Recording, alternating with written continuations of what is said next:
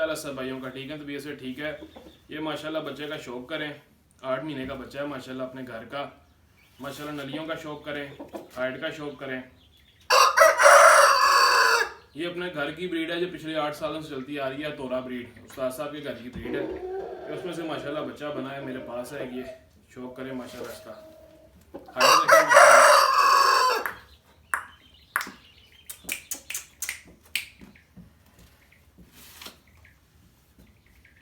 माशाल्लाह, लाजमी बोलना है भाइयों ने।